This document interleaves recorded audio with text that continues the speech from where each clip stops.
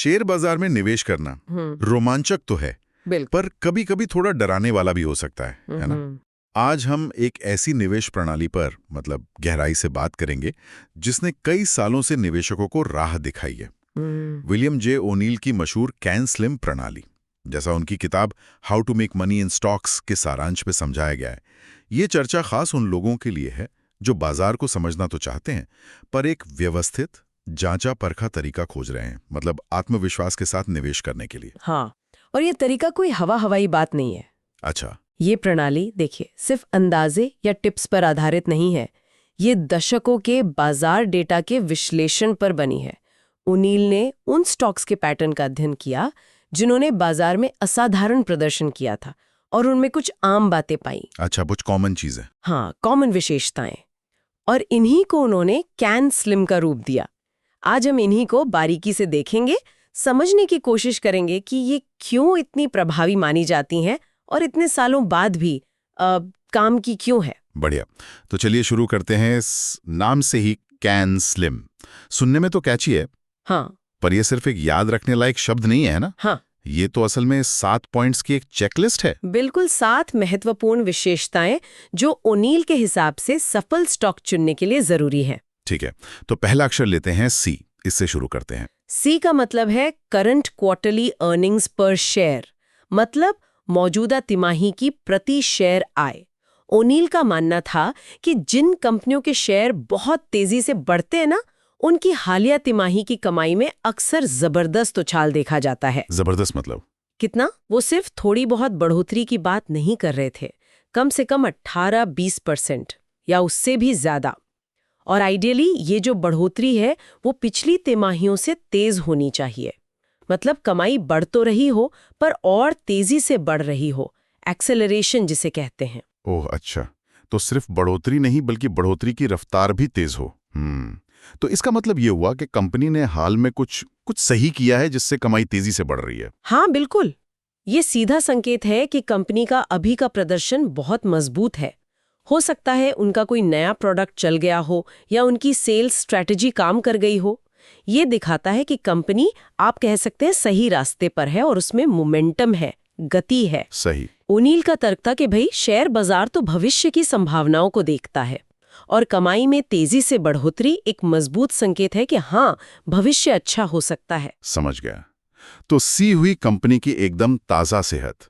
अब आते हैं ए पर, एनुअल अर्निंग्स ग्रोथ, मतलब वार्षिक आय वृद्धि। ये सी से कैसे अलग है? देखिए, एक तिमाही में अच्छी कमाई होना बहुत अच्छा है, पर सवाल ये है कि क्या ये सिर्फ एक बार की बात है या कंपनी लगातार अच्छा कर रही है। ये ए इसी सवाल का जवाब ढूंढता है। ओनील सलाह देते हैं कि ऐसी कंपनियों को देखो जिनके पिछले 3 से 5 सालों में लगातार मजबूत वार्षिक आय वृद्धि हुई हो, आइडियली 25% या उससे ज्यादा। अच्छा, कंसिस्टेंसी। हाँ बिल्कुल, ये दिखाता है कि कंपनी का बिजनेस मॉडल टिकाऊ है और वो लगातार प्रॉफिट कमाने में सक्षम है। ये लंबे समय में कंपनी की स्थिरता और मैनेजमेंट की क्वालिटी भी दिखाता है। तो सी हो गया शॉर्ट टर्म का पंच और ए हो गया लॉन्ग टर्म की स्टेबिलिटी। सही कॉम्बिनेशन लग रहा है। बिल्कुल। अब अगला अक्षर है N. New products, new management, new highs.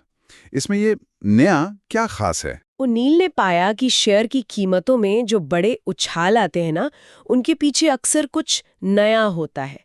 ये कोई क्रांतिकारी नया प्रोडक्ट या सर्विस हो सकती है जो इंडस्ट्री को बदल रही हो, या फिर मैनेजमेंट में कोई बड़ा बदलाव, जैसे कोई नया सीईओ आया हो जो नई सोच, नई एनर्जी लेकर आया हो। अच्छा।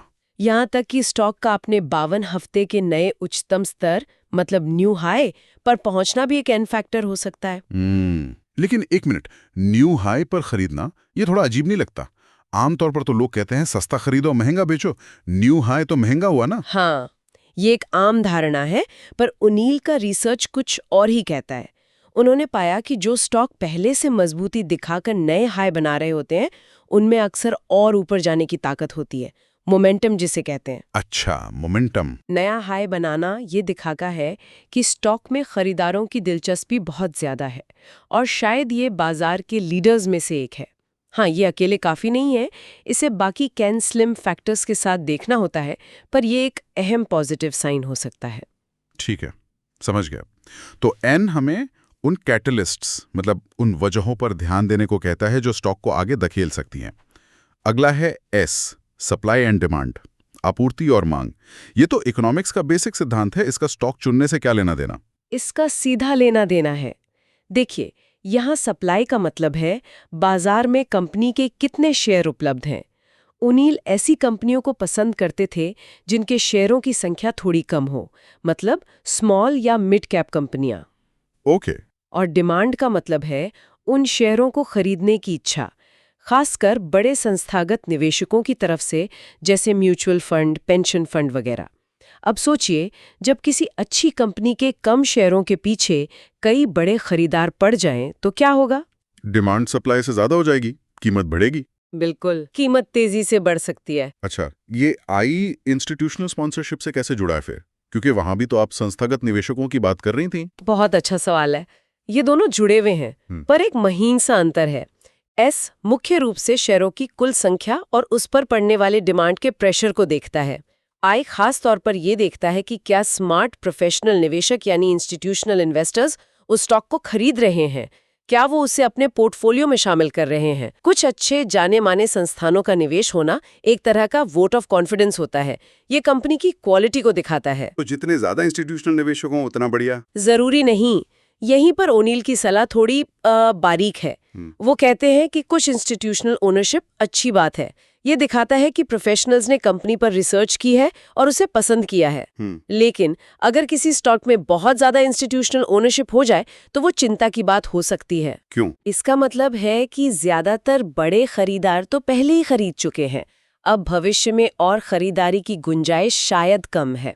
और साथ ही अगर बाजार का माहौल बिगड़ा तो ये सारे बड़े निवेशक एक साथ बेचने की कोशिश कर सकते हैं। उससे स्टॉक की कीमत तेजी से गिर सकती है। तो फिर आइडियल क्या है? आइडियल स्थिति ये है कि स्टॉक में इंस्टीट्यूशनल ओनरशिप बढ़ रही हो, मतलब नए संस्थान उसमें दिलचस्पी दिखा रहे हो। समझ गया। तो हमें ऐसे स्टॉक चाहिए जिनमें स्मार्ट पैसा आ रहा हो पर वो पहले से खचाखच भरे ना हो। दिलचस्प। अब आते हैं एल पर, लीडर और लैगार्ड, यानी अग्रणी या पिछड़ा। इसका क्या मतलब है? ये बहुत सीधा और सरल नियम है। हमेशा अपनी इंडस्ट्री या सेक्टर की लीडर कंपनियों में निवेश करें, पिछड़ी हुई कंपनियों में नहीं।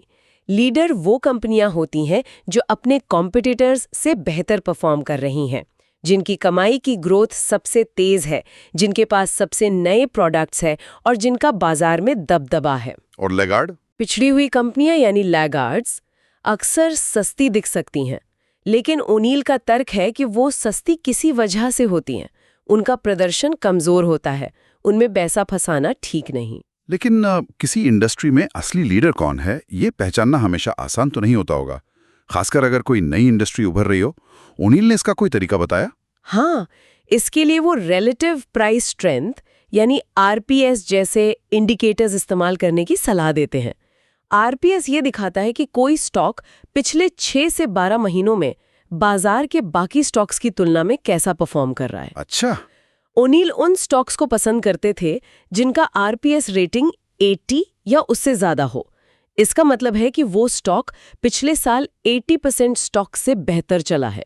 ये दिखाता है कि बाजार उसे लीडर मान रहा है, भले ही वो साइज में अभी उतना बड़ा ना हो। लीडर कंपनियां अक्सर सबसे ज्यादा मजबूती दिखाती हैं जब बाजार ऊपर जा रहा होता है। ये तो काफी उपयोगी है। अब हम कैन स्लिम के आखिरी और शायद सबसे अहम अक्षर पर आते हैं, एम, मार्केट डायरेक्शन, बाजार की समग्र दिशा। इसका क्या महत्व है? ओनील इसे बहुत ज्यादा महत्वपूर्ण मानते थे, बेहद। उनका कहना था कि आप दुनिया का सबसे अच्छा स्टॉक चुन लीजिए जिसके कैन स्लिम के सारे क्राइटेरिया पूरे होते हों। लेकिन अगर पूरा शेयर बाजार ही नीचे जा रहा है, मतलब बेयर मार्केट है, मंदी का दौर है, तो 75% संभावना है कि आपका स्टॉक भी नीचे ही जाएगा, चाहे वो कितना भी अच्छा क्यों ना हो। ओह, 3/4 चांस? हाँ, और इसके उलट जब बाजार तेजी में होता है, बुल मार्केट होता है, तो औसत दर्जे के स्टॉक भी अच्छा प्रदर्शन कर सकते हैं। तो इसका मतलब है कि निवेश करने से पहले हमें ये देखना होगा कि बाजार का मूड कैसा है। पर ये पता कैसे करें कि बाजार किस दिशा में जा रहा है? ये तो मुश्किल लगता है। ओनील ने इसके लिए बाजार के जो मुख्य इंडेक्स हैं, जैसे अपने यहाँ निफ्टी या सेंसेक्स, अमेरिका में S&P 500 या नैस्डैक, उनके डेली प्राइस और वॉल्यूम चार्ट को स्टडी करने की सलाह दी। वो कुछ खास संकेतों की तलाश में रहते थे। जैसे अगर इंडेक्स बढ़ती वॉल्यूम के साथ लगातार ऊपर जा रहा है तो ये तेजी का संकेत है। ठीक है। वहीं अगर इंडेक्स गिरती वॉल्यूम के साथ ऊपर जाता है या बढ़ती वॉल्यूम के साथ नीचे आता है तो ये कमजोरी का संकेत हो सकता है। वो डिस्ट्रीब्यूशन डेज की गिनती पर भी नजर रखते थे। डिस्ट्रीब्यूशन डेज वो क्या होते हैं? ये वो दिन होते हैं जब इंडेक्स पिछले दिन के मुकाबले काफी ज्यादा वॉल्यूम के साथ गिरता है। अगर कुछ ही हफ्तों में ऐसे कई दिन आ जाएं तो ये संकेत हो सकता है कि बड़े निवेशक माल बेच रहे हैं और बाजार का ट्रेंड मंदी की ओर बदल सकता है। अच्छा, और इसका उल्टा? हाँ बिल्कुल, एक्यूमुलेशन डेज होते हैं जहां इंडेक्स बढ़ती वॉल्यूम के साथ ऊपर जाता है। ये खरीदारी का संकेत है। यानी सिर्फ स्टॉक नहीं, पूरे बाजार की नब्ज पर हाथ रखना जरूरी है। बिल्कुल। तो कैनस्लिम हमें बताता है कि क्या खरीदना है, मतलब मजबूत कंपनियां, और एम हमें बताता है कि कब खरीदने का सही माहौल है। सही। लेकिन खरीदने का एकदम सही समय कैसे चुनें? मतलब माहौल ठीक है, स्टॉक अच्छा है, पर अब खरीदें या रुकें? हाँ, यहाँ ओनील टेक्निकल एनालिसिस का इस्तेमाल करते हैं, खासकर चार्ट पैटर्न्स का। उनका मानना था कि बेहतरीन स्टॉक भी खरीदने से पहले एक बेस बनाते हैं। ये एक तरह का ठहराव या कंसोलिडेशन का दौर होता है जहां स्टॉक की कीमत एक रेंज में घूमती है। बेस मतलब एक फाउंडेशन? हाँ, समझ लीजिए। इस बेस के दौरान जो निवेशक जल्दी प्रॉफिट चाहते हैं या कमजोर दिल वाले होते हैं वो शेयर बेच देते हैं, और जो मजबूत हाथों वाले निवेशक होते हैं वो खरीदारी करते रहते हैं। जब ये बेस पूरा हो जाता है तो स्टॉक अक्सर तेजी से ऊपर की ओर ब्रेकआउट करता है। आपने पहले कप विद हैंडल पैटर्न का जिक्र किया था, वो क्या इसी बेस का एक प्रकार है? क्या आप उसे थोड़ा समझा सकते हैं? हाँ बिल्कुल, ये ओनील के पसंदीदा पैटर्न्स में से एक है। आप कल्पना कीजिए, स्टॉक की कीमत पहले ऊपर जाती है, फिर धीरे धीरे नीचे आकर एक गोल पेंदी बनाती है, जैसे किसी चाय की प्याली कप का आकार। ठीक है, कब बन गया? फिर कीमत वापस ऊपर चढ़कर लगभग उसी लेवल पर पहुंचती है जहां से गिरावट शुरू हुई थी। कब पूरा हो गया, इसके बाद कीमत में एक छोटी कम गहरी गिरावट आती है जो प्याली के हैंडल की तरह दिखती है। ये हैंडल आमतौर पर कुछ हफ्तों तक रहता है। कप और उसका हैंडल, समझ गया। ओनील के अनुसार जब स्टॉक की कीमत इस हैंडल के ऊपरी लेवल को मजबूत वॉल्यूम के साथ तोड़कर ऊपर निकलती है, इसे पिवट पॉइंट या ब्रेकआउट पॉइंट कहते हैं, तो ये खरीदने का आइडियल संकेत हो सकता है। ये दिखाता है कि स्टॉक ने वो ठहराव का दौर पूरा कर लिया है और अब नई ऊंचाइयों की ओर जाने के लिए तैयार है। वाह! तो यहाँ टेक्निकल एनालिसिस मतलब चार्ट्स और वॉल्यूम को देखना, और फंडामेंटल एनालिसिस मतलब CANSLIM के बाकी अक्षर, दोनों मिल जाते हैं। बिल्कुल, यही इस प्रणाली की खूबसूरती है। ये तो खरीदने की बात हुई, लेकिन बेचने के बारे में क्या?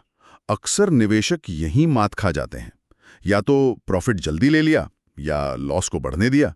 ओनील के इस पर क्या सलाह है? बेचने को लेकर ओनील का सबसे प्रसिद्ध और शायद सबसे महत्वपूर्ण नियम है, अपने नुकसान को सख्ती से काटो। Cut your losses quickly. उनकी सलाह बिल्कुल साफ है। अगर कोई स्टॉक आपकी खरीद कीमत से 7% से 8% नीचे गिर जाता है तो उसे तुरंत बेच दें। तुरंत, बिना सोचे, बिना किसी बहाने के, बिना इस उम्मीद के कि अरे ये वापस ऊपर आ जाएगा। 7-8%, ये तो बहुत बहुत सख्त नियम लगता है। क्या इसका कोई अपवाद नहीं है? मतलब अगर कंपनी अच्छी हो तो? ओनील कहते हैं नहीं, अपवाद नहीं। ये नियम आपकी पूंजी, आपकी कैपिटल की रक्षा के लिए बनाया गया है।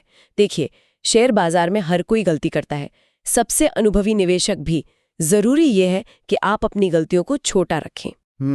एक 7-8% का नुकसान झेलना आसान है, लेकिन अगर आप उसे बढ़ने देते हैं तो वो 20%, 30% या उससे भी ज्यादा हो सकता है। उससे आपकी पूंजी का बड़ा हिस्सा खत्म हो सकता है और आपकी वापसी मुश्किल हो सकती है। बात तो सही है। ये नियम न सिर्फ पैसा बचाता है बल्कि आपको इमोशनल होकर फैसले लेने से भी रोकता है।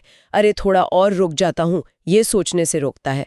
और साथ ही ये आपकी पूंजी को फ्री करता है ताकि आप उसे किसी बेहतर मौके में लगा सकें। अपॉर्चुनिटी कॉस्ट जिसे कहते हैं। बिल्कुल। और मुनाफा कब लेना चाहिए?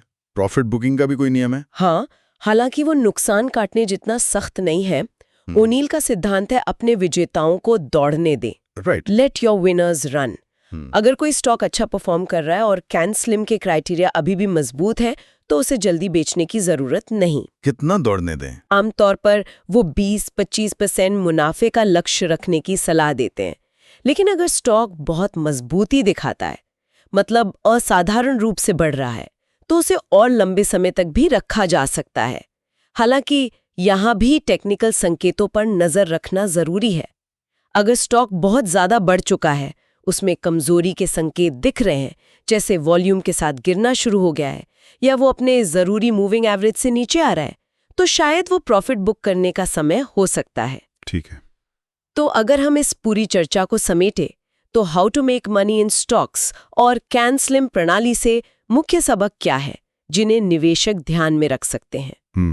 पहला और सबसे जरूरी सबक है अपना होमवर्क करें, रिसर्च करें, दूसरों की टिप्स या अफवाहों पर निर्भर न रहें। कैन स्लिम जैसे एक सिस्टमैटिक तरीके का इस्तेमाल करके उन कंपनियों को पहचानें जिनकी कमाई मजबूत है, जिनके पास कुछ नया है, जो अपने फील्ड में लीडर हैं और जिन्हें इंस्टीट्यूशनल निवेशक पसंद कर रहे हैं। यानी मेहनत तो करनी पड़ेगी। बिल्कुल। दूसरा, चार्ट पढ़ना सीखें। आपको टेक्निकल एनालिसिस का एक्सपर्ट बनने की जरूरत नहीं है, लेकिन बेसिक चार्ट पैटर्न जैसे बेस और ब्रेकआउट और वॉल्यूम को समझना आपको सही समय पर खरीदने और बेचने में बहुत मदद कर सकता है। ये आपको सिर्फ कहानी नहीं बल्कि बाजार की हकीकत दिखाता है। सही। और तीसरा सबक? तीसरा और शायद सबसे अहम, अनुशासन, डिसिप्लिन। अपनी निवेश की रणनीति और नियम बनाएं और फिर अपनी भावनाओं को साइड में रखकर उनका सख्ती से पालन करें, खासकर वो नुकसान को 8% पर काटने वाला नियम। हाँ, वो तो बहुत जरूरी लगता है। सफल निवेश कोई इमोशनल खेल नहीं है, ये एक लॉजिकल, अनुशासित प्रक्रिया है। ओनील की प्रणाली इसी अनुशासन पर जोर देती है। ये वाकई में सिर्फ स्टॉक चुनने का तरीका नहीं बल्कि निवेश का एक पूरा फलसफा है, एक पूरी सोच है। ये व्यक्तिगत निवेशक को वो ज्ञान और वो औजार देता है जिससे वो बाजार में आत्मविश्वास से उतर सके और शायद प्रोफेशनल्स का भी मुकाबला कर सके। हाँ, ये फंडामेंटल एनालिसिस यानी कंपनी की सेहत और टेक्निकल एनालिसिस यानी बाजार की टाइमिंग, इन दोनों को बहुत प्रभावी ढंग से जोड़ता है। तो संक्षेप में कहें तो विलियम जी ओनील की कैन स्लिम प्रणाली शेयर बाजार में सफलता के लिए एक तरह का रोड मैप देती है। बिल्कुल, ये डेटा पर आधारित है, नियमों पर चलती है और इसका मकसद अंदाजा लगाने की बजाय संभावनाओं को अपनी तरफ करना है। फोकस किस पर है? मौलिक रूप से मजबूत कंपनियों को सही बाजार के माहौल में सही टेक्निकल टाइमिंग पर खरीदना और सबसे जरूरी, नुकसान को सख्ती से सीमित करना। इस पूरी बातचीत से ही तो साफ है कि अनुशासन और रिसर्च कितने जरूरी हैं। वो 7-8% लॉस काटने वाला नियम तो खास तौर पर इमोशनल होकर निवेश करने के जाल से बचने के लिए एक बहुत पावरफुल टूल है। ये मानना कि आप गलत हो सकते हैं और उस गलती से जल्दी बाहर निकलना, शायद यही लंबे समय में सफलता की कुंजी है। हाँ बिल्कुल। और यहाँ एक आखिरी विचार है जिस पर शायद सोचने की जरूरत है। बताइए। ओनील की प्रणाली नियमों, डेटा और पिछले पैटर्न्स पर बहुत ज्यादा निर्भर करती है। ये बहुत स्ट्रक्चर्ड है, लेकिन आज का बाजार बहुत तेज है ना? खबरें, दुनिया भर की घटनाएं, सोशल मीडिया का असर, ये सब पल भर में कीमतों को हिला सकते हैं। हाँ, ये तो है। ऐसे में सवाल उठता है कि क्या नियमों का इतनी सख्ती से पालन करना हमेशा सबसे अच्छा तरीका है, या कभी-कभी बदलती परिस्थितियों, अचानक आई खबरों या अपनी गट फीलिंग के लिए भी रणनीति में थोड़े लचीलेपन की गुंजाइश होनी चाहिए? हाँ, बहुत अच्छा सवाल है। मतलब नियमों का पालन करें पर आंखें भी खुली रखें। हाँ, कुछ ऐसा ही। ये एक ऐसा संतुलन है जिसके बारे में हर निवेशक को सोचना चाहिए कि इस सिद्ध प्रणाली को आज के इस तेज रफ्तार दुनिया में कैसे लागू किया जाए।